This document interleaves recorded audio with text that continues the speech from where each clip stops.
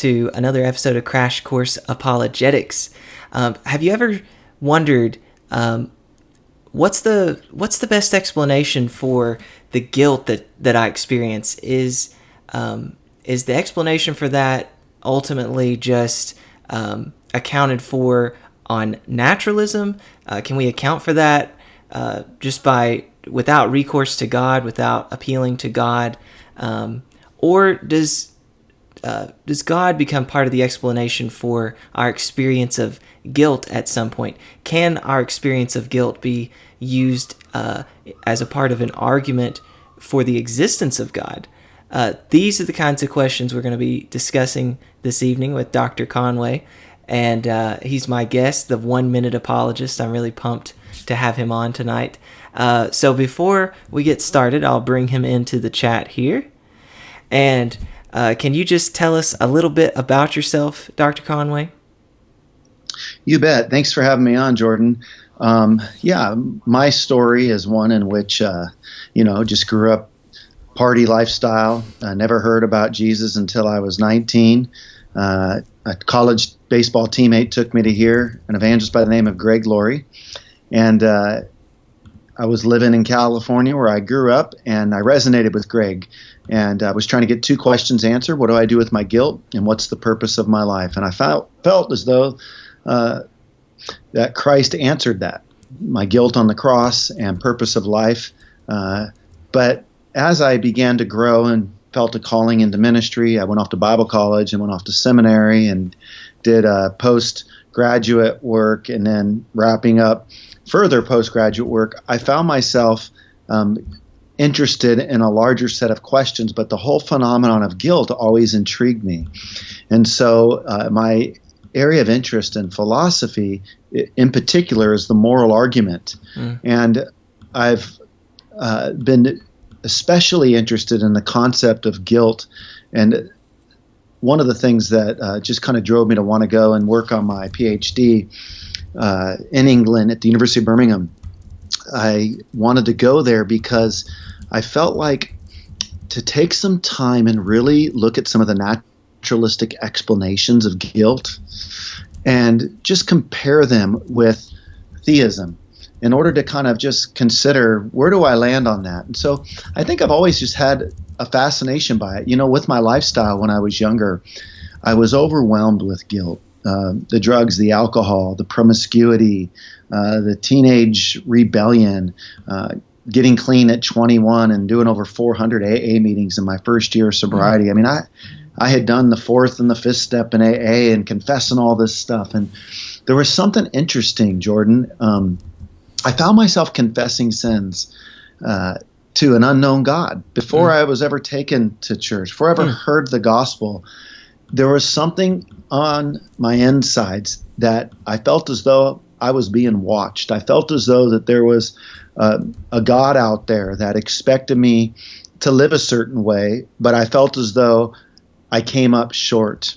And so experiencing God's grace in the cross was very important and very meaningful to me. But I suspect there's a lot of people who struggle with this idea of guilt. In fact, it's been said before by one psychologist, if I could convince all the people in psych wards that they aren't guilty, we could really empty out the psych wards. Wow. I think a lot of people as well, Jordan, turn to drugs and alcohol in the name of guilt.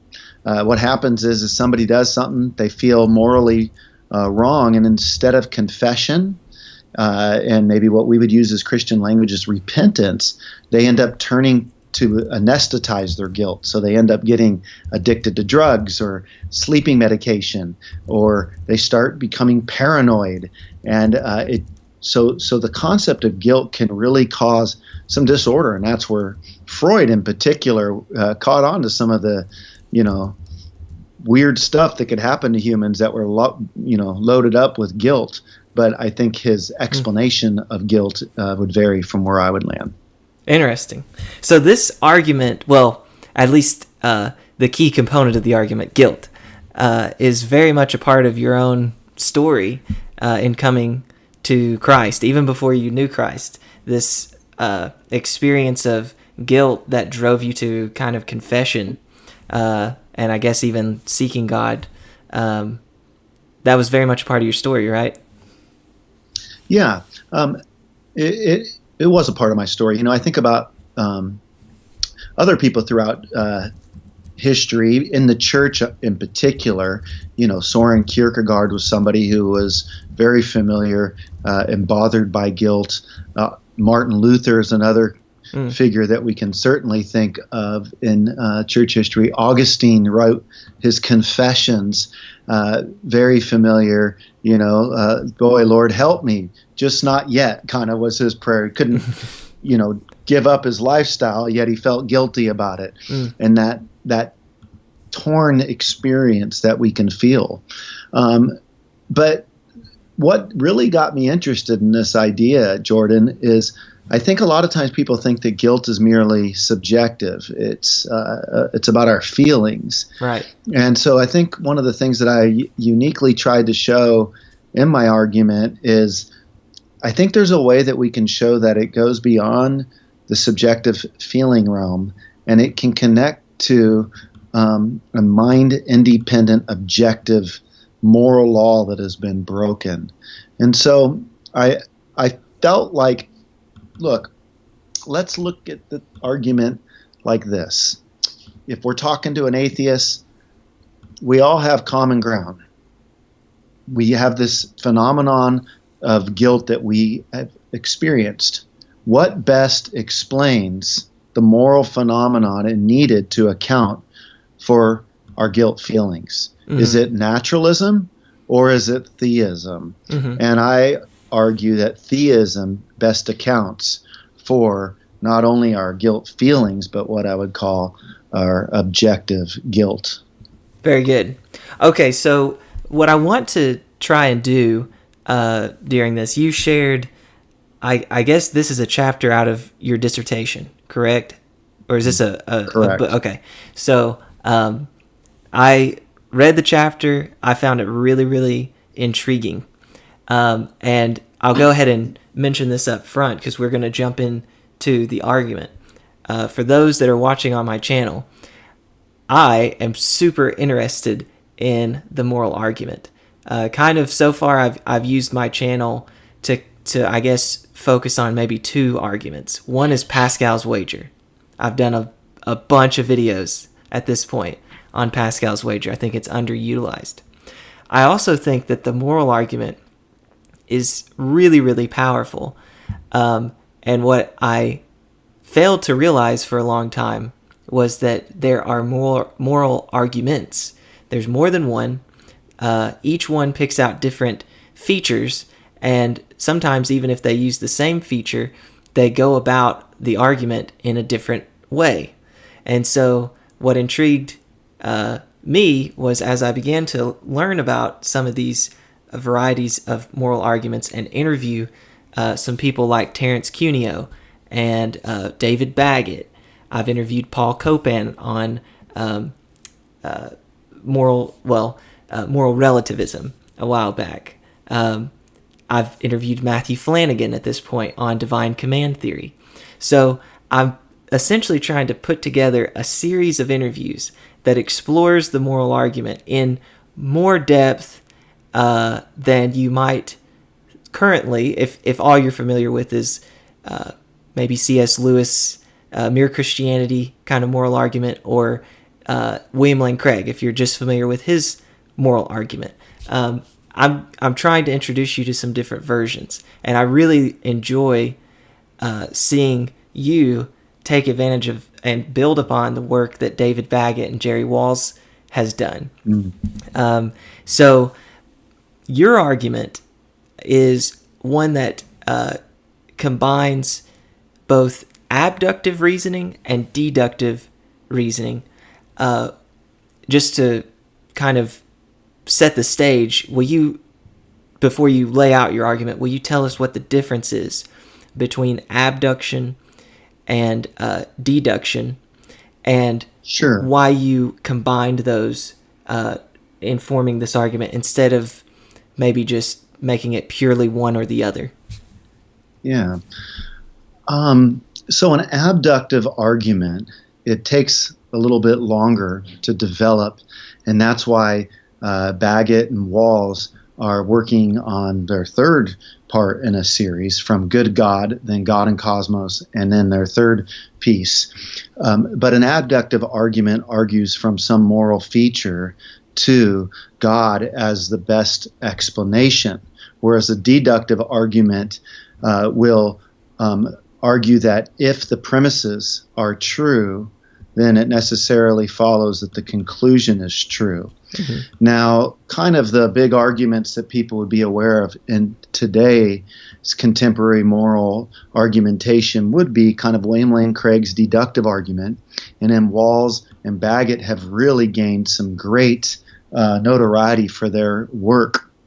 When you read Baggett and Walls' work, they talk about Craig's theological first premise. Right. If objective moral values and duties do not exist, then God does not exist.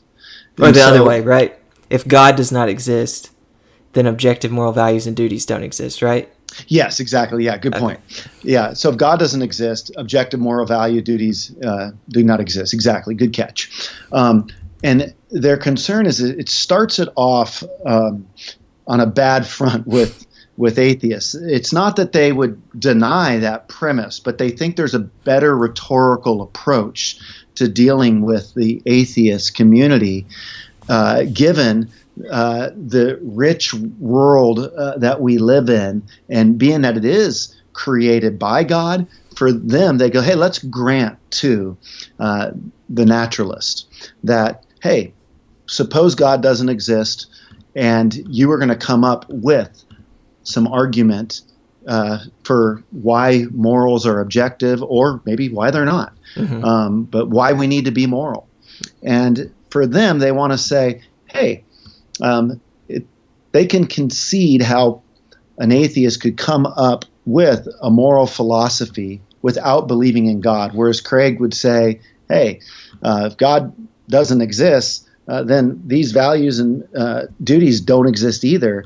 And it's a better world for the atheist to at least not be a moral nihilist and throw all morality out the door. We would rather, even though we don't believe with their conclusion that in moral realism, we'd rather have an atheist be a moral realist that really does believe that there is an objective right and wrong than someone who says there is no such thing as morality.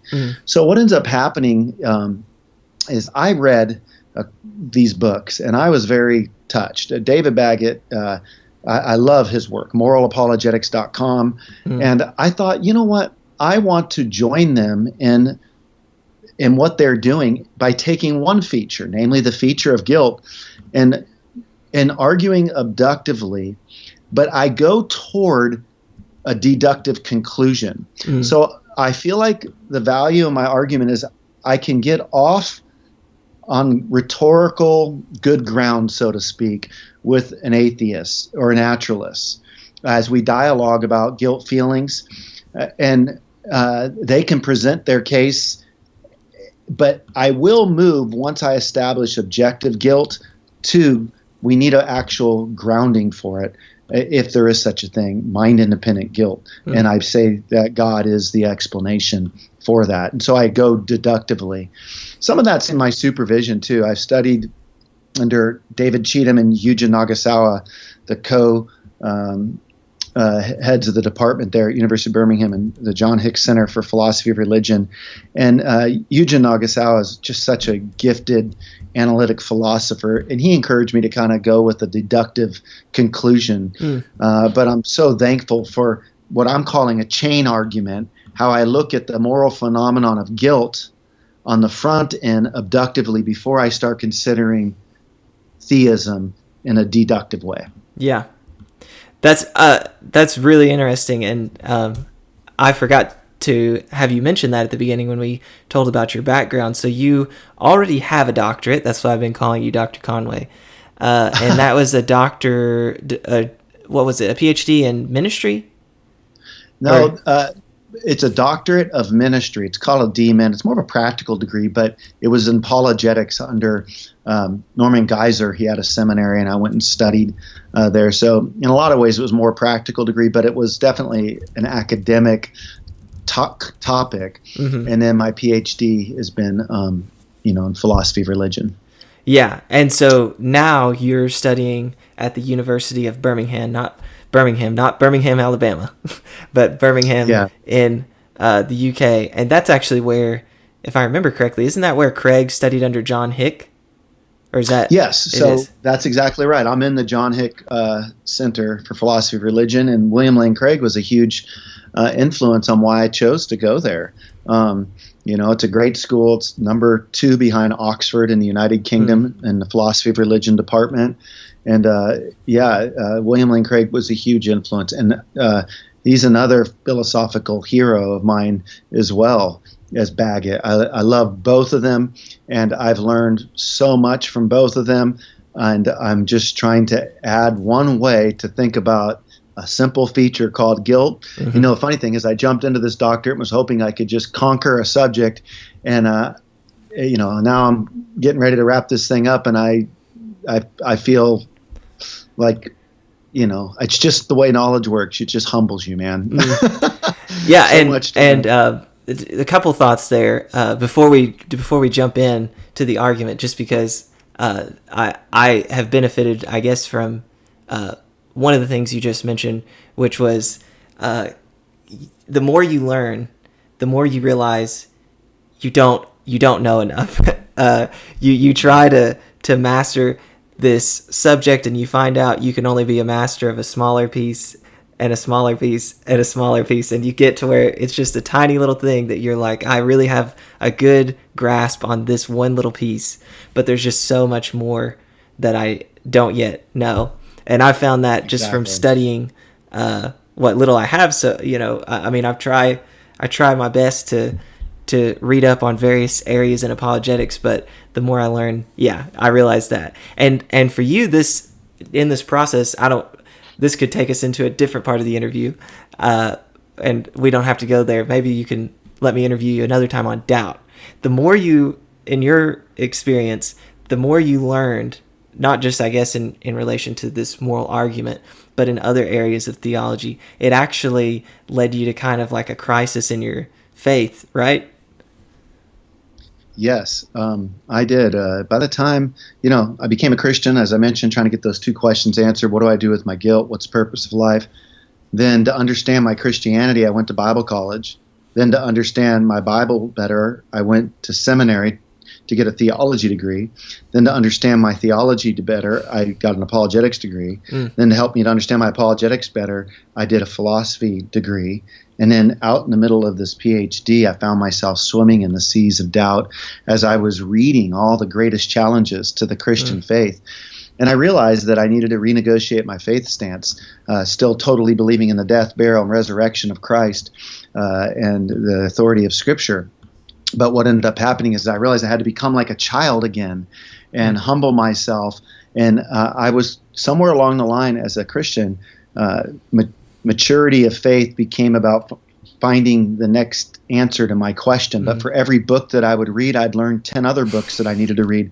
So my faith had to be reduced down to something more than just getting the next answer to my most disturbing question answered. I needed to learn how to live with questions I might not ever be able to answer and rejoice in the questions that I do have answered. And so going through that process, I also was able to reflect and think about, a lot of the ways the church does discipleship sets people up for a future crisis of faith, because they expect their new believers that just got saved to be able to regurgitate their long doctrinal list, and they've never even read the books on these doctrines. And when somebody comes along and shatters their opinions or gives them another doctrinal way of looking at it, another viewpoint, they end up in a faith crisis. And so instead, I really feel like in discipleship, we need to help these new believers realize, hey, there's lots of questions out there. There's lots of different views out there. Enjoy learning. Don't try to conquer it.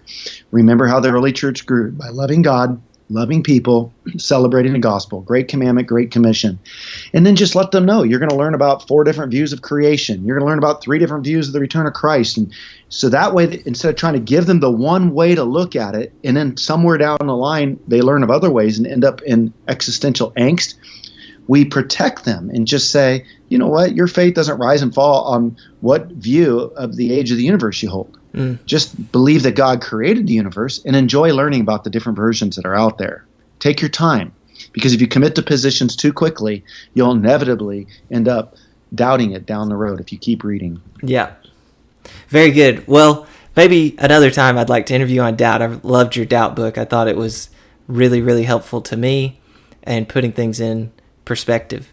So let's go ahead and jump into your argument from guilt then. I'm going to put it up on the screen. Let's see.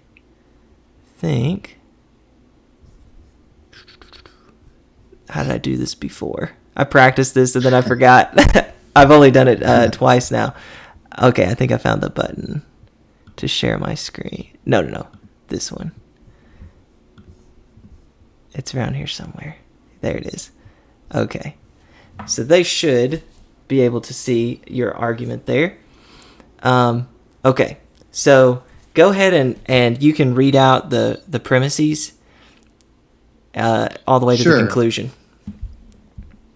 Yeah, so the chain argument works like this. So starting with abduction, again, that is reasoning from some feature of morality here. It'll be guilt to a best explanation. So I'm arguing premise 1, if universal objective moral guilt feelings exist, then the best explanation is that universal objective moral guilt exists.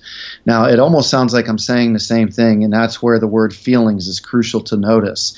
If universal objective moral guilt feelings exist, this is premise 1 again, then the best explanation is that universal objective moral guilt exists. Premise 2, universal objective moral guilt feelings exist. Therefore, the best explanation is that universal objective moral guilt exists. Now, I shift to deduction in the chain argument by saying, if universal objective moral guilt exists, then there is a personal, all-knowing moral lawgiver who is good and fit to judge, followed by my conclusion. Therefore, there is a personal, all-knowing moral lawgiver who is good and fit to hold us accountable. And so that's kind of the way that I work that out there. Right. So, premise 1 so I'm calling you again, Jordan, because for some reason my call got dropped. Oh, can you hear me? You bet. Okay, great. So let me put this back up here. Put you back on. Yeah. So that was the argument. And like you said, the first premise there, where it uses the best explanation is, that's the abductive element. Correct? Yes. Yeah. So this first premise, and then once you get to your conclusion, which it becomes a premise 3, the rest of it's deductive from there. Okay. Yes. Let's try then. I think in the chapter that you laid out, premise 1 and premise 4 were the ones that, or I'm sorry, not premise 1, premise 2 and premise 4 were the ones that you focused on the most. Is that accurate? I guess maybe 1, 2, and 4 are the kind of crucial, the crucial bits.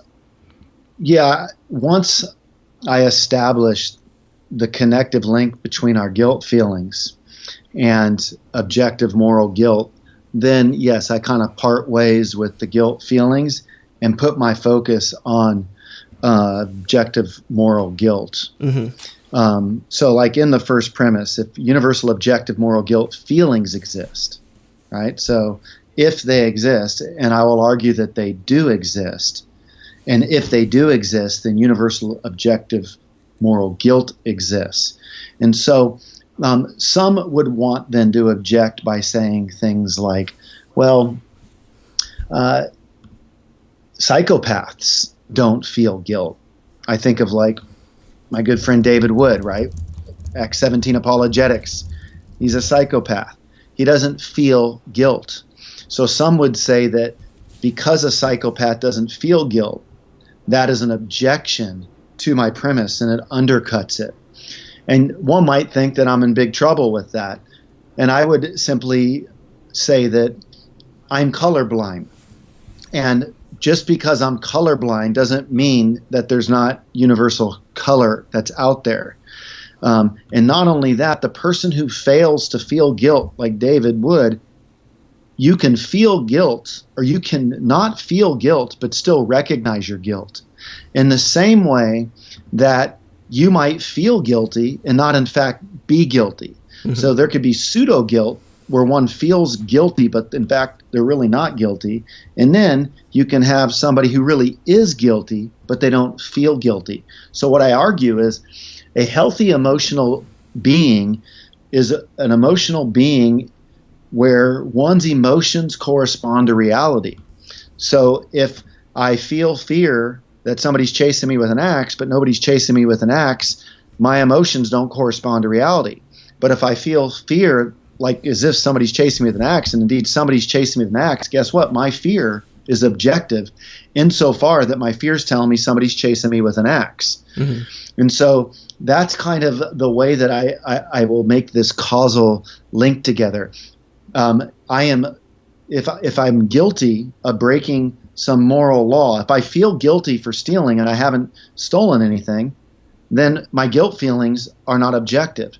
However, if I feel guilty for stealing, having just stolen something, then my guilt feelings correspond to my action, that is stealing. Mm-hmm. And so it can serve as an indicator. It teaches us about our actions. Our guilt becomes a teacher to us. But the way that some will argue is, hey, guilt feelings don't exist. It's just an illusion, right? Mm-hmm. Like Michael Ruse, right? Hey, this is just an illusion, right? That we have, and I think that there's a better explanation. Well, okay. Before I unpack, because what you do, I like the way you laid it out in this chapter, and that was you went through a number of objections from different perspectives or positions within the field of metaethics. So you looked at the kind of objections that people could launch from error theory, and like you mentioned with Roos coming from this kind of like, well, I guess he's definitely an anti-realist, and he doesn't strike me as a expressivist or something like that. I don't know. You may have a better sense of what his specific position is, but he does claim that morality is illusory. Yes. So why don't we do this? Before we look at specific objections, we've got someone in the comments, Jared Craig, who would like some terms to be defined first. And you do that here, so I've got it in front of me in case you can't remember it, because I know there's a lot here. So a dissertation's very lengthy. And so let's just lay out our terms first. So I'll put back up the argument. And the first, you say, if universal objective moral guilt feelings exist. That's the way it begins. So when we say universal, what are you meaning by that term first?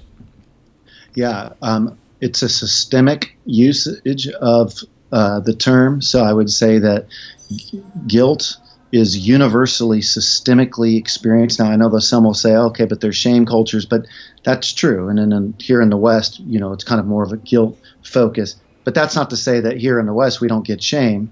And it's not to say that in certain parts of the East that people don't get guilt. It's about an emphasis, okay?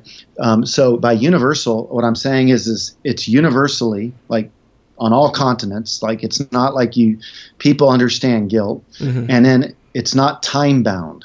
So it's something that has been experienced throughout time as well. So that's how I'm using it. Now, that's not to say that my list of morals is long. For me to come down with this, I mean, really, I just have to show that there's at least one moral law out there that's mind independent, like thou shalt not rape, right, so to speak. And if you feel guilty for that, right? Now, so I'd say I'm not talking about all the different religious nuances and the way that people shake out their morality. I get that there's differences. There is. But there's a lot of agreement, too. And so however many, moral, mind-independent laws that we think there are, that's debatable. But I'm content, just for the sake of argument, to just deal with a few. Right. And, philosophically, whereas a Christian, I will have another argument. Yeah. Okay. So, and you mentioned, and this will come up with an objection from psychopathy, but when we say there's this universal moral guilt, objective moral guilt feelings, we're not saying that every individual experiences guilt.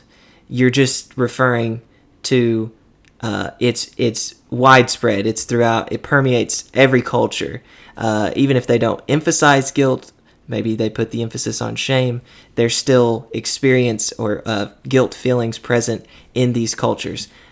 But not every individual necessarily experiences guilt. Is that correct? Yeah, I would say that not every individual experiences guilt feelings. The psychopath would be perfect case in point. But I would say that that's a deficiency in the psychopath's humanness. And we all have, deficiencies, right, as humans. None of us are, perfectly, living out our human existence.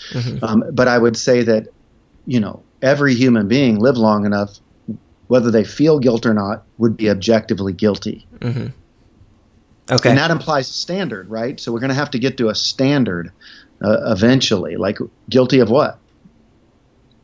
Gotcha. Okay, so that's the term universal. And then we've also, I'll put back up that argument.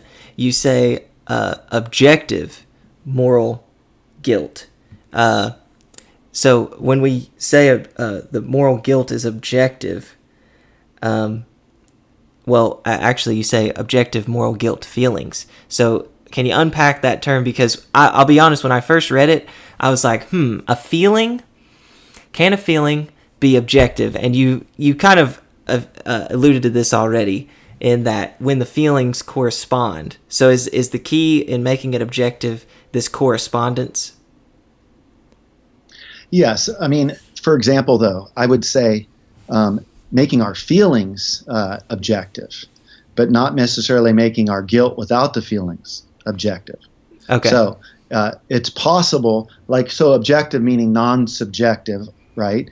But the truth would hold whether or not, I feel or not. Like, rape is wrong objectively, whether I think it is or not, okay? So I would say that it's possible for one's feelings, to be very skewed on morality. Like, we can deaden our conscience, we can become anesthetized, we can become more deviant.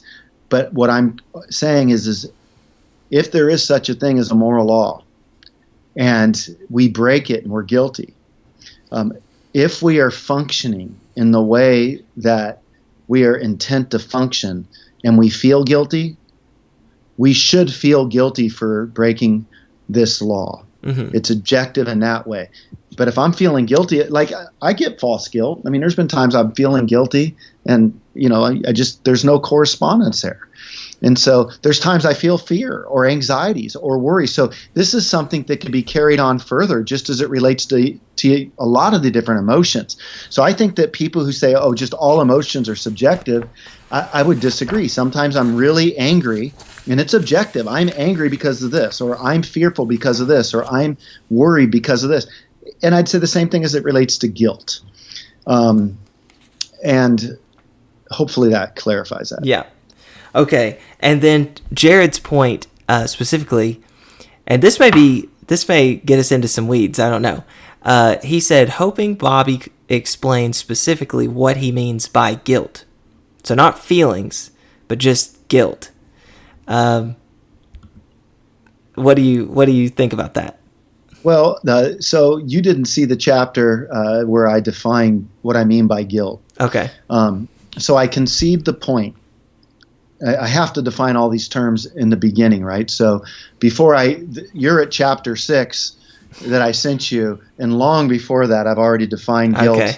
I've looked at naturalistic explanations of guilt. What I tried to do, and I don't think there's any perfect way to do this, but I sought to provide an agreeable definition that naturalists and theists alike could agree on.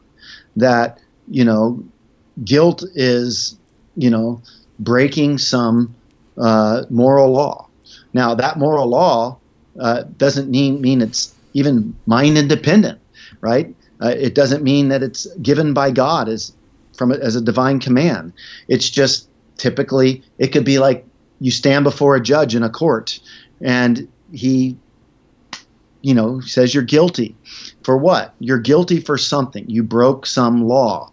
So I try to keep it as general as possible. I did just for the sake of argument, if we were going to have a dialogue between a theist and an atheist, could we agree that when we use the term guilt, it's breaking a moral law? Mm-hmm. And you can go to standard encyclopedias if you want, like Cambridge or Oxford, and that's basically what you're going to find there. Mm-hmm. And I give references to that. Anybody can be a maverick or challenge that, and I would admit that in a heartbeat.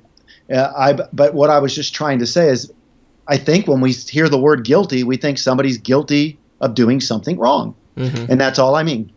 How am I defining guilt? In the most simplest fashion. So when I say that we're guilty of doing something wrong, and I start abductively, I'm not saying that we're guilty of doing something wrong in that we've offended God. Right. I haven't even went there yet. I'm just saying, hey, we recognize that we can do wrong. And then we'll have to figure out what the nature of that wrong is. Mm-hmm. Okay. Does that help? Yeah. Jared, you're welcome to come back on that, but that makes sense to me. The reason I said it may get us into some weeds, I think at the level of the argument that you're making, which this may come up with error theory when we discuss it too, but when you're at the level of just guilt, then you can reference kind of just something deeper of guilty of breaking this law, or there's this I don't know if we want to say, like, there's a categorical imperative that I didn't follow. And then it's like, well, what is a categorical imperative?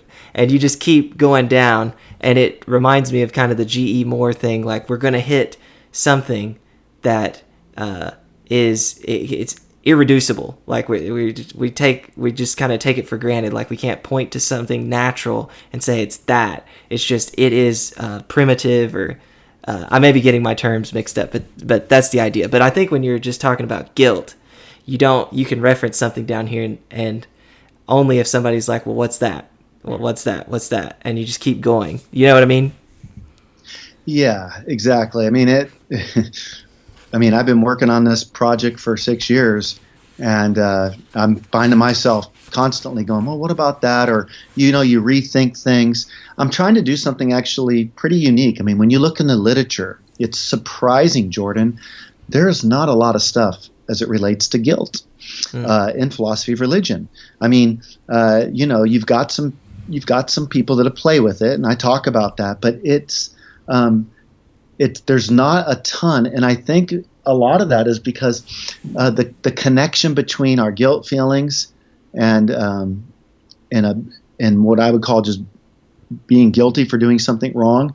I think there's some thought that needs to be done. And I think even in the philosophy of religion, where I would just invite other thinkers, I think there's a lot of work to be done in doing the whole emotional project, as I'm talking about, like taking these other things, these moral features like shame, and looking at this and asking, how do these other things like shame and fear connect to reality? Because, we're emotional beings in an objective world, and we can't just say that our emotions don't mean anything objectively when we're living in an objective world. Mm-hmm. There's connections here, and we got to figure those things out. And I think there's a lot of work to be done. And I kind of feel like as I'm doing it, I get that there's a lot probably that I'm going to learn when I'm finished as people get their hands all over it. And I want to be teachable. I'm not coming out of this thinking I've mastered this or figured this out. I'm just trying to offer some new thought on something. And to be honest with you, I'm still thinking about this stuff. Sure. I think that's the right posture to have too. So I want to continue on, so we won't define terms much longer. We'll get into the argument. But Jared replied, and he said, "Thanks, guys. I tended to associate guilt with regret, and therefore don't see the obvious connection to moral laws." So I think that almost, if you just say, well, guilt equals regret, you can tell me what you think, but that seems like it's missing a crucial piece, and that may be regret over what? What do you regret?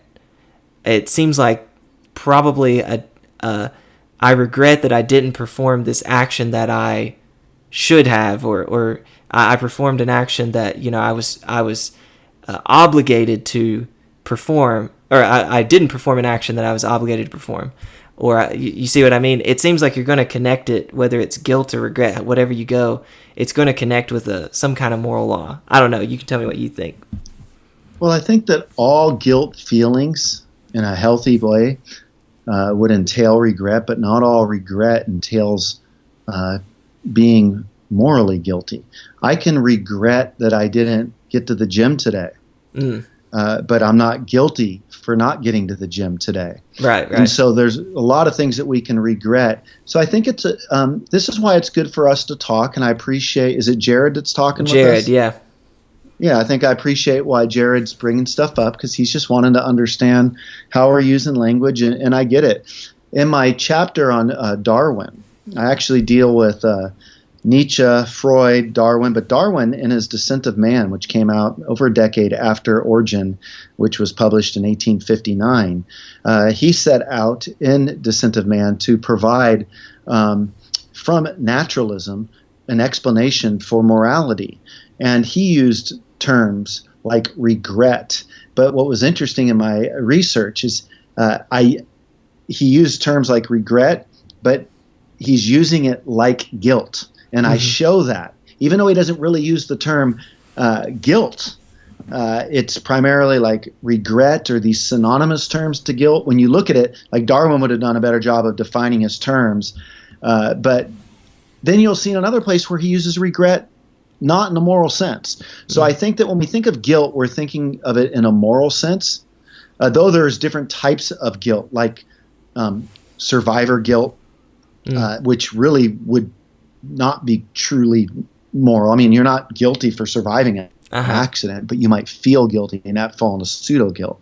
So there's different shades of it, but I'm really wanting to focus on moral guilt. Yeah, that makes sense. You could regret something that isn't a moral. There's no moral connection there, so that's helpful.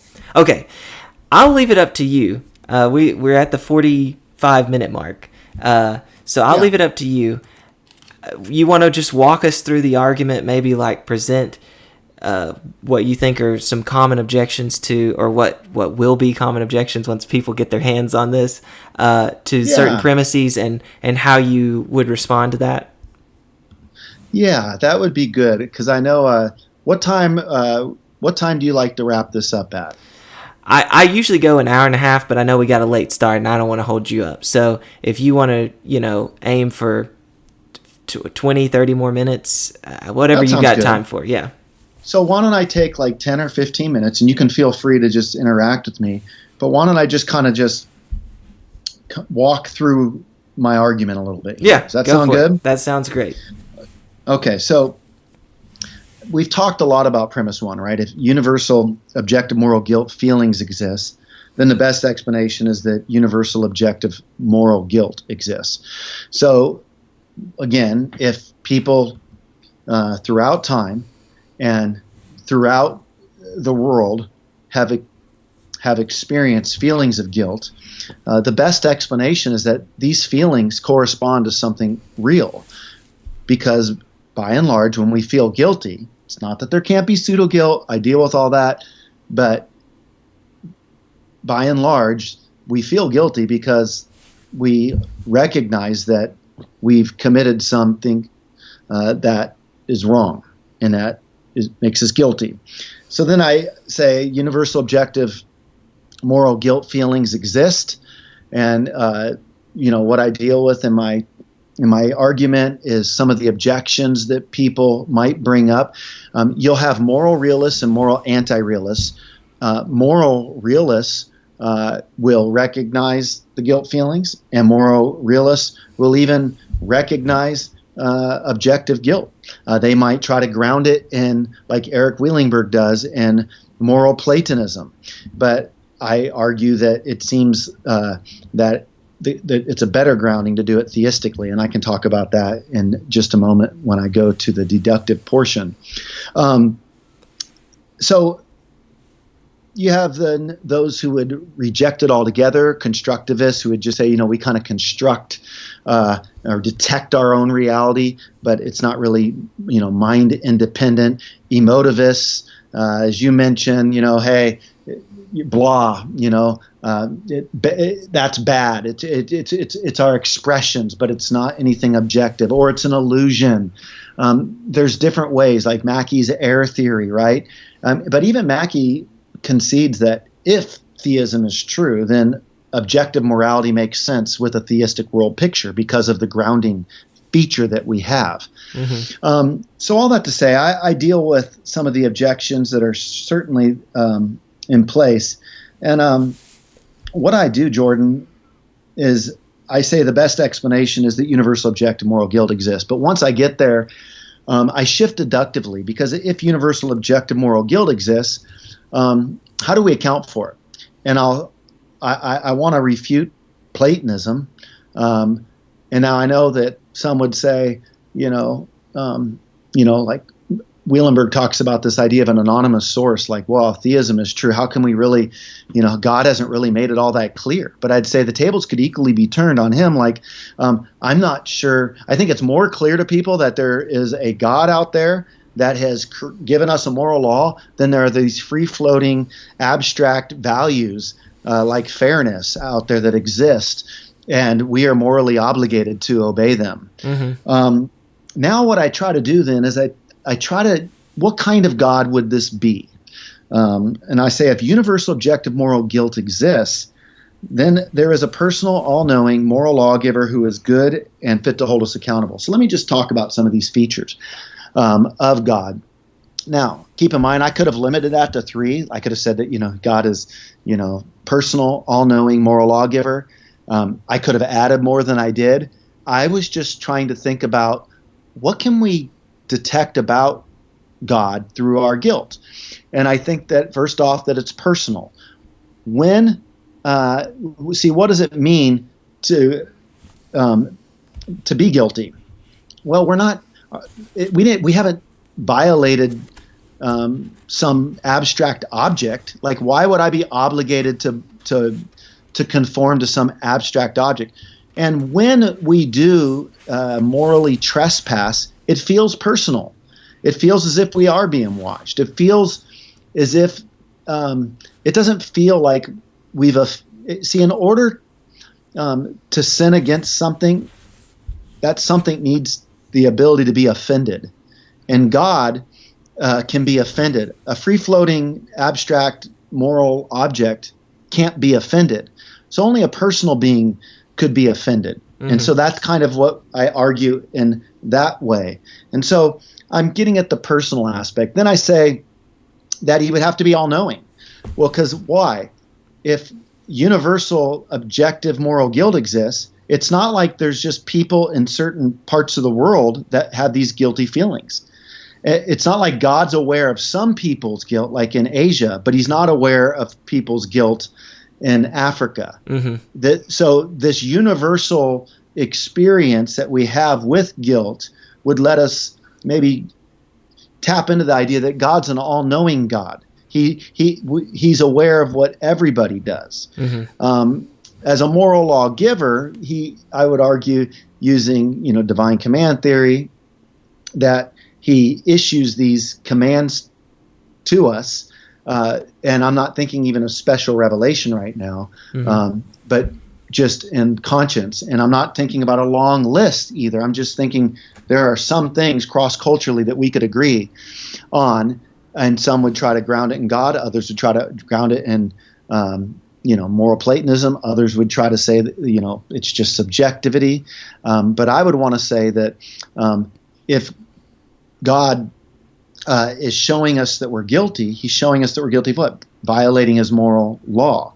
And then I would say that it also can tell us that he's good.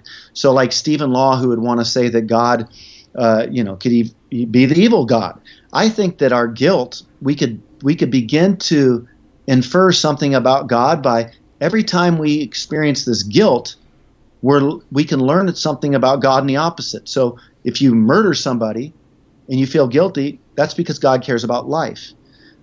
If you steal something, that's because God cares about us earning our own living. If you lie and you feel guilty, that's because God is truth. And so we can learn, like the very fact that we feel guilty and we sense that it's from a personal God, it's him telling us that he's good, and we're acting outside of the way that he would have us act. And then he's fit to hold us accountable. So that is, if he knows everybody's wrongdoing and he's given us the moral law and we violate it, then he's fit to hold us accountable. But what I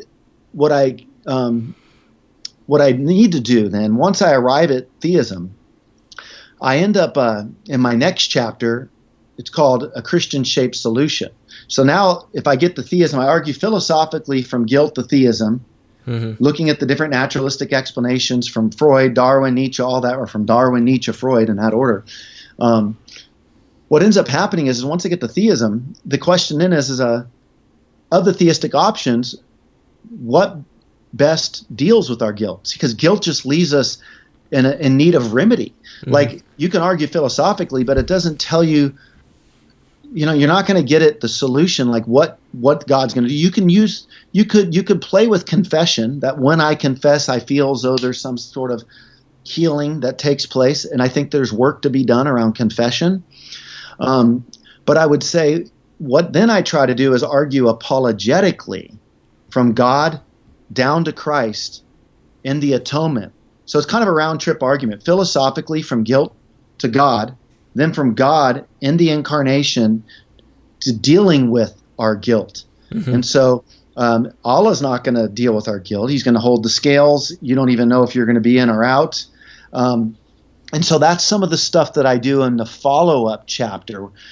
John Hare, the great scholar out of Yale, in his book, The Moral Gap, he talks about this idea that there's this moral law. And what can we do with this moral law? Well, we try to reach the moral law, but that's just going to create moral frustration. So then what some people do is they lower the standard down in order to feel like it's attainable, so that they can feel better about it. And so what do we do with this moral gap? And so when I come to the tip of the iceberg, so to speak, at the end of my argument and arrive at theism, I realize there's some work left to do. How do we close this moral gap? And that's where I think the solution looks Christian-shaped. Well, when I talked with, and I want to kind of backstep and hit on some of those points, but I'm really glad you laid it out. I might just isolate that little clip and make just a little video out of that kind of gives a broad overview. So that was really good. Thank you. When I talked with David Baggett, so this is one of the, when he gets to the Kantian, he talks about moral providence, how ultimately doing the right thing and happiness will converge, that we can best explain that kind of intuition we have on theism. Can you still hear me? You might have cut out. Let's see. Can you hear me? All right, I'm back. Okay, I don't know what happened. Anyway, he talks about moral providence, which is a different kind of element that we're talking about. And then he talks about this Kantian element, this argument from grace. And so I feel like your argument kind of sets the stage for grace. It's like it shows the guilt, or it says the guilt is objective. We feel guilt, but it actually is objective guilt. And what best the picture that best explains that objective guilt is theism. And so in doing that, you kind of set up the framework needed for grace. And then I feel like I want to read this next chapter where it's like the incarnation and atonement are God's act of saving grace for us that remedies and solves our guilt. Am I way off the mark there, or is that kind of what you're going for? No, I like the way you worded that. It kind of sets the stage for grace, because really, the whole time that I'm doing my dissertation, I'm just kind of looking at these different characters in history like Darwin and Nietzsche and Freud, and then I do a chapter on the history of the moral argument and look at Sorley and Hastings, Rashdell, and Lewis and Kant, and I look at some of the different people who've argued for morality using a particular feature, and then when I get to my argument, it's philosophical work, but then the last chapter allows me to kind of do philosophical theology, and just to kind of really think about, okay, what are we going to do here? And so you given the fact that if we're objectively guilty before a personal, all-knowing God who's good and fit to hold us accountable, what are we going to do about that? And so what I begin to show in that chapter too is the God of Christianity perfectly corresponds to the 5 features that I list in the fact that the God of Christianity, like the God that I argue philosophically for in the chapter you read, is personal, all-knowing, a moral lawgiver, good, and fit to hold us accountable. Because I felt like that was the work that I need to do, is show that, why would the Christian God make sense of the theistic God that I just argued for? Well, I show how there's a nexus between their attributes, and what's so beautiful about the Christian picture then is once we understand that we are guilty, we also learn some other attributes of God, that God is loving and merciful and gracious and forgiving. And now we start learning through the atonement these additional attributes of God that make him so appealing. Yeah. Well, that's I remember when I interviewed David Baggett, I can't remember if he said this to me afterward. I think he said it during the interview, that something that he's encouraged his PhD students to pursue, maybe it was even his undergrad students, is how to use the moral argument to argue specifically for the God of for Christian theism, how to get there, not just stop at theism. And it sounds like you've taken him up on that. I don't know if he issued that kind of charge to you as like, hey, you should think about pursuing this. You've probably been in correspondence with Dr. Baggett. He's read right? He's read my chapter that you read, and he was a great help and a great encouragement, and absolutely. So yeah, I absolutely have total respect for David Baggett. William Lane Craig, if I'm not mistaken, has said that there's nobody that knows more on the moral argument than David Baggett. I mean, he is really, really sharp and humble, just a loving individual. And yeah. Okay, well, this isn't necessarily my pushback. I'm just thinking of kind of pushbacks here. So let me look at the argument. So if universal objective moral guilt feelings exist, then the best explanation is that universal objective moral guilt exists. Premise 1. So if somebody says, well, why think that? Why not just say on naturalism, what I would predict is that you would have guilt feelings, but I wouldn't be led to think that there's actual guilt. Maybe they could say, and this may be a Darwinian kind of thing, like, humans are social creatures, and so they're going to establish certain social norms that aid them in their survival. And when people violate those social norms, the guilt feelings actually aid them, because were they to repeatedly violate it, it would kill them off. So you're almost hardwired genetically to experience these feelings because it helps you keep in line with the social norms, but there actually aren't any objective feature here. It's just, this is what it's a culturally relative kind of standard. I don't know, that might be what Michael Roos says, something like that. Yeah. So how would you respond to that kind of, there's no need to go say that there's an objective guilt here, it's just feelings of guilt.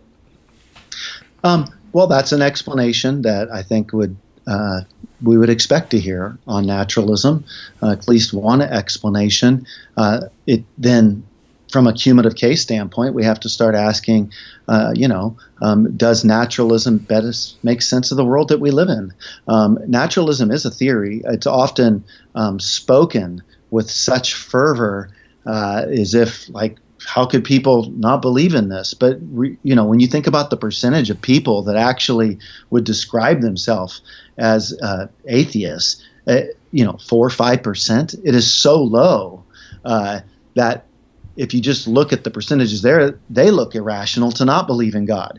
At the same token, I would say that if I was a naturalist and I was to take off my theistic hat, I think that that's a plausible explanation on naturalism.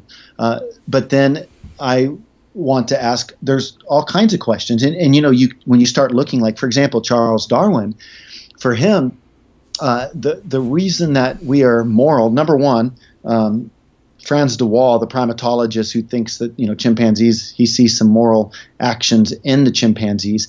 Well, when you take Charles Darwin, for example, he thought the one thing that separated humans from all other lower animals was the moral sense. And he believed that the way that we arrived at our moral sense was through reason and reflective capacity. So you reason after you do something and you feel guilt, and so you use your reflective capacity. So animals, lower animals can't have reason. They don't have the rationality that we do, and the ability to reflect. So because of those features that we have, we think back on our moral experience, and then it's through being rational beings and through reflection that we go, oh, every time I do this action, it causes this problem, so I won't do that anymore. And that's how we build our moral theory. Well, the thing is with Darwin is he couldn't see it, but he was blinded as he thought he was setting out his own case for morality and descent of man. He was really influenced by Mill and Bentham and the utilitarianism of his day, the moral ilk of his day. And I don't have to say that as a theist. I show how other naturalists accuse him of that. So he really doesn't provide, he can't see that he's been so influenced with the ethical things that he comes up with. It's utilitarianism. Well, then you get Nietzsche, who comes along the scene, and he blasts the utilitarians who are, naturalists, and he's saying, wait a second, given naturalism, given evolution, evolution could care less about our morals, and we need to, it's a will to power. We need to cast off religion. We need to cast off all guilt, and we need to just reject all this stuff. And it becomes, we look to the Übermensch, and it's will to power, and we define our own, and it becomes relativism. Mm-hmm. Well, you look at Freud, and Freud has his own viewpoint of this. So all that to say, it's like when people think of like atheism, I go, well, which atheism? Because atheism, like Christianity, it's got a bunch of denominations. What kind of atheism are we talking about here? There's realist atheists, non-realist, there's nihilist, there's a whole host of stuff. And so it's good. It provides opportunity for discussion. But I would say, to your original point, you could find atheists that would say there is objective moral guilt, and so that's what's nice as a Christian. You can recruit your moral realists like Eric Wheelingberg, but then you can recruit Roos in other areas when you need them. Now they can do the same thing with us as Christians. Yeah. So this is why it's a cumulative case. Yeah. You just look at all the different pieces. Yeah, and I'll mention at this point that I did an interview for the viewers that are interested, with Terence Cuneo, specifically on the topic of, do objective moral facts exist? Is moral realism true? Is essentially the topic, and he offers a couple of arguments in favor of it. One of them is from his book, The Normative Web, which, from when I've researched it further, I'm still trying to grasp the argument. I think I've got a pretty good handle on it, but I'm still reading and trying to understand. But it's a companions in guilt argument, and I won't get too much into that. But you can check that interview out. Now Terence is a Christian, so we can recruit him. But his colleague, well, they don't work at the same university, but they frequently publish together, is Russ Schaefer Landau, or Lando. I always forget how to say his last name. And he's not a theist, but he's a staunch moral realist. In fact, he wrote a book called Moral Realism: A Defense, I think. So, we can recruit these guys, Russ Schaefer Lando, Eric Willenberg. I think Parfit is a name that frequently pops up, and I'm trying to remember, Michael Humer. I think he's an atheist or agnostic, wrote a book, Ethical Intuitionism. I'm trying to read that too. A bunch of the stuff that he says in that book, even though he's an atheist, fits nicely on theism. So we can lock arms with these moral realists and use their arguments. But something that you mentioned in the paper, I'm talking a lot, I don't mean to, I'm just having a conversation with you here, but something you mentioned, I hadn't thought of this previously, but Swinburne. So Swinburne doesn't think that you need God to have moral realism. Like, he's a moral realist, but he thinks that because these moral truths are necessary truths, and he doesn't think God is a necessary being, moral truths just exist independently of God. So he kind of breaks company with, people like Baggett, Craig, and others. But you use a principle of his as kind of a defense of objective morality. And I think he'd probably agree with you on this point, even though he uses it in the context of a different argument. And that's his, I think it's the principle of credulity. So can you explain that? Yeah. Richard Swinburne talks about that as well. And with the principle of credulity, kind of like, if X appears to me to be X, given some rare set of reasons why I shouldn't believe that X is there, then I am within my reason to believe that X is there. That's how I'm remembering off the top of my head right now. I talk about it in my chapter as well, but it's something of that kind of nature, that Swinburne would talk about. Yeah, and that's just to get from guilt feelings to objective guilt. It's just that the guilt feelings, they seem to, I guess, refer you to something that's objective, that there's a kind of seeming there. And he's saying, yes, we should take our seemings seriously. That's kind of the principle. That's my little paraphrase of it. Like, take them seriously. Yeah. Most probably they really do refer to something objective, since they seem objective. That's the kind if it seems that I'm guilty of X, then I probably am guilty of X. Yeah. Yeah. Now, it doesn't mean you just buy into it without thought, but yeah, I think that there's some credulity there. Yeah. Yeah. There's things to look at. Okay. For sure. Well, so that's kind of the ethics are, morality's illusory, error theory, that kind of vein, almost an evolutionary debunking argument. That's kind of what I was pushing there. So, here's another kind of objection that we can raise, and I don't want to keep you on too much longer, just maybe 10 more minutes or so.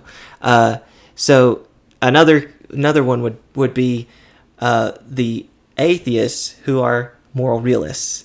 And Willenberg is one of the kind of leaders of that, I would say.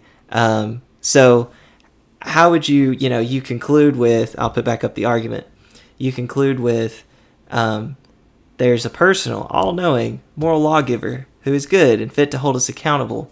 And you get there just by saying, if objective moral guilt exists, well, Willenberg's going to agree with the antecedent. He's going to say moral guilt is objective. It really does exist.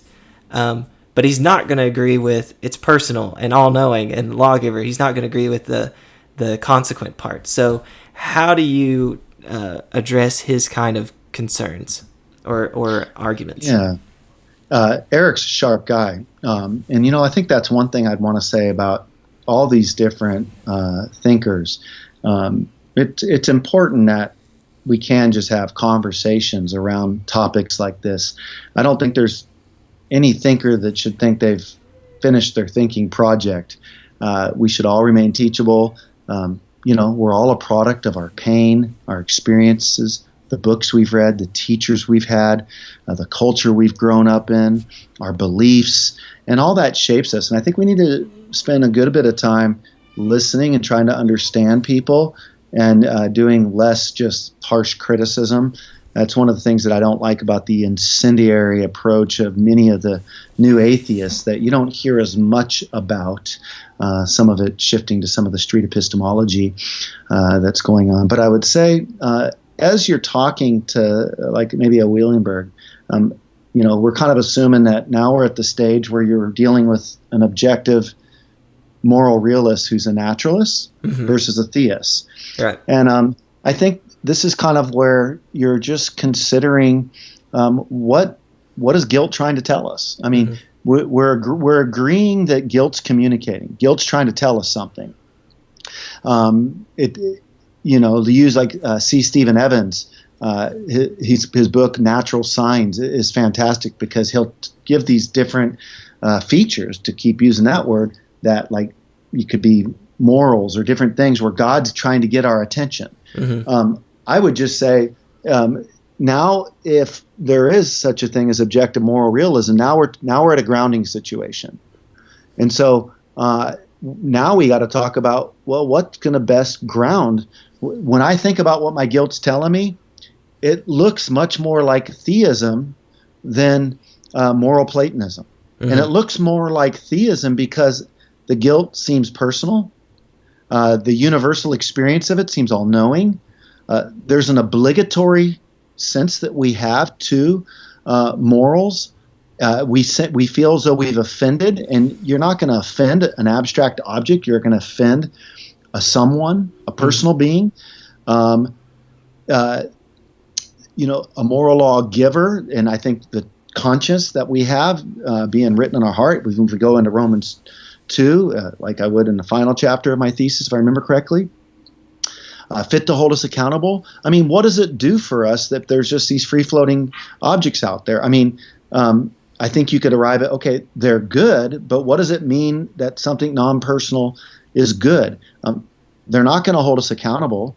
They're not personal in that they're knowledge bearers of our actions. They don't know if we violate them. We feel as if we violate them. So when I think about all the things that guilt's telling us, it looks much more like theism, which is more concrete than the abstract moral Platonism of Willenberg. That's kind of the discussion point that I'd have. And I think that just the idea of moral Platonism, I think he's got a lot more work to do than theists because by and large, even statistically, I mean, it's not like the world's replete with moral Platonists. People can't even get their hand around it. It's a like, what does it even mean? That it's such a confusing thing that it's like you think Wielenberg's a sharp guy and he can capture that, but just commonsensical, like the normal everyday layperson that doesn't get a chance to go to the ivory towers, they're not going to arrive at moral Platonism, but they might arrive that there is a theistic someone out there. Yeah. Hopefully in the future and maybe you have a good idea. Maybe I could bring back on David Baggett. But I'd like to try and get an interview where, like, the whole interview is kind of it interacts with just Willenberg's views.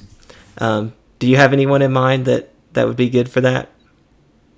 To have the whole time interacting over just what? Just Willenberg's robust ethics, basically, that his view. Yeah. Who could I interview, you think, that would engage very well with his ideas? Yeah. I think that would be good if you could get Eric on.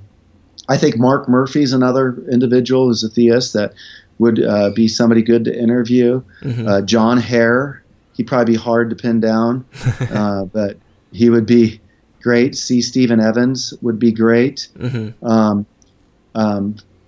But I think it's great what you're doing, Jordan. You're learning, you're growing, you're building an audience, you're just trying to expose them. This stuff takes time, man. I get mental constipation on this stuff, and it takes time, and especially doing this whole PhD while I was a pastor and trying to put together sermons every week. And my goodness, I just want to engage this conversation, and I really feel like, man, a passion of mine, if I was just to kind of give some wrap-up thoughts, to just be rhetoric. I really feel like, man, what Baggett set out to do so well is he was saying there's a better way for us to get in conversation with naturalists than starting off with the theological premise. Now, again, Craig, I think, is wonderful in the way he talks and with atheists. He's so polite and gracious. So I am not saying anything about Craig's rhetoric at all. He thinks the greatest Christian debater of our day. I love him as a person, as a philosopher. I just think, though, what Baggett is saying is there's a little bit of rhetorical unity that we should strive to have. Mm-hmm. And that's what I really would hope, that we could start having more conversations with each other without approaching it like, let's go in and knock each other out, but let's go in and listen. Mm-hmm. What shaped you? Why is this topic interest to you? How did you arrive there? Let's build friendships through the dialogues that we have, instead of arm wrestling each other and trying to make each other just look stupid so that we could feel mentally superior. I think we should just take time to converse with one another and have some better rhetoric. And I think that would just go a long way in helping people to want to get into philosophy. But the layperson's not going to be interested in it if it's just going to mean hubris and harshness and condescension. Right. And, I just got to hold to this particular person's views. I think that we should be able to say, this is why I believe what I believe, hold it out there, and we should respect each other whether we agree or not. Yeah. Well, thank you so much. If you have a question, try to write it real quick. I don't want to hold them up for more than like 5 more minutes at most. But the only question that I had was, okay, once we get to guilt, objective guilt, and from that we get to theism, this personal, all-knowing, fit to hold us accountable God. I haven't read the next chapter, so I'd really like to read that. But when you argue for this God being most like the Christian God, or looks very much like the Christian God, how do you go about handling the incarnation and atonement? Like, is there kind of like a mere atonement? Like, do you have to go penal substitution, or can you generalize it and say, just in some sense, he atones for our sin and so reconciles us to him? Yeah. I mean, I hold to a penal substitution. I think Craig's book on the atonement is a good little book for people to read. There's different theories, obviously, the ransom theory, and different theories that people come up with for what's happening there. At that point, really, when I get to my final chapter, I give myself the freedom and liberty to look at the scripture, and there I try, as a theologian, to just look at the biblical data and understand, what does the scripture mean by The Bible recognizes that humanity is in a moral gap, and this gap needs to be closed. And Judaism's trying to close the gap itself by, obtaining to the moral law. You have others that are walking in debauchery, that are disregarding, like the surrounding cultures, the moral law. And then Jesus comes on the scene, and he fulfills the law that we all broke, becoming the one who could perfectly atone for our sins and dies as our substitute. And when we believe in that and place our faith and trust in him, a way has been made for us to be made right with God. And so that's kind of the way that I deal with that. So it feels much more theological, and as I'm looking at the biblical data, I give myself access to another source, namely the Scripture. And there I'm working like a theologian, and not just as a philosopher. Great. All right, well, I've got this question from Jared, and then we'll end it. So same Jared that was asking before about how you define guilt, and he said that he was looking at it as regret. So he asks, does this argument assume categorical moral imperatives from the onset, or is that derived from one of the premises? You broke up a little bit, but let me ask you, was he asking if my argument assumes categorical imperatives? Yes, he's saying, does it assume it, or do you argue for it? Yeah. I think it could be a little bit of each to a certain degree. I would say there's points where, I'm assuming, right, that we have this universal experience of guilt feelings that's corresponding to mind-independent laws that have been broken. But I do think that there's other places where I do try to defend categorically that, hey, though there's dissimilarity amongst cultures as it relates to moral facts and values, there's similarity. And, it would be the thing like taking a baby or whatever and out of somebody's arms and just hacking it up right in front of the person. Mm-hmm.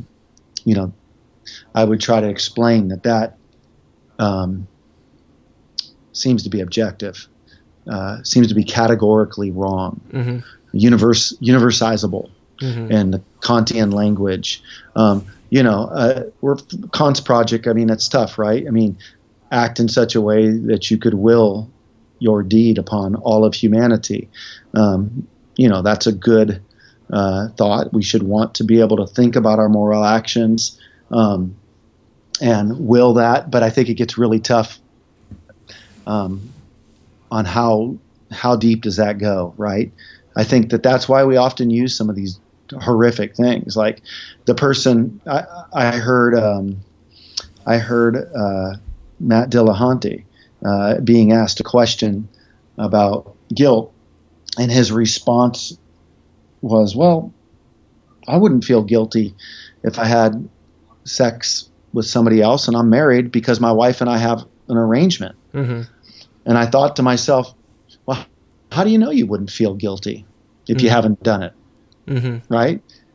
And would your wife like to know that you wouldn't feel guilty? Mm-hmm.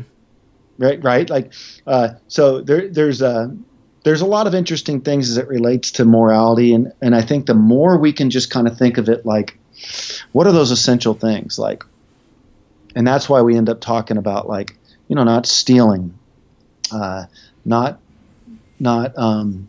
lying to each other, not hacking somebody's baby up. I think that there's things that we could get at that the person who denies that it's objectively wrong is definitely in the minority.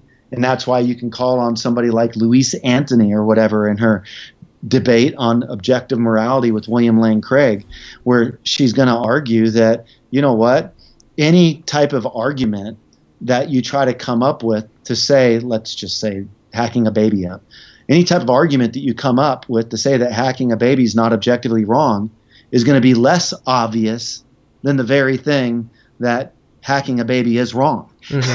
Right. So the arguments that people try to come up with to deny objectivity are less obvious than the objectivity of the moral thing that we call wrong. All right. I'm at 2% on my battery life. So here's what I'll do. I'm going to end it before this program goes to waste. All right. Thank you guys for watching. I have an interview coming up later this month with Mike Lacona on the resurrection. As Easter approaches, I want to try and do that more. So thank you, Dr. Conway, for joining us. Everybody subscribe to his channel, The 1 Minute Apologist. If you found my channel but haven't found his, I don't know what rock you're living under. He's way bigger than me. He's done this for many, many years. I really appreciate his work. So I will say farewell. Thank you for watching, and hope to see you again. If you'll just stick around for like 1 minute, I'll say goodbye to you on the phone, okay? Thanks. Bye.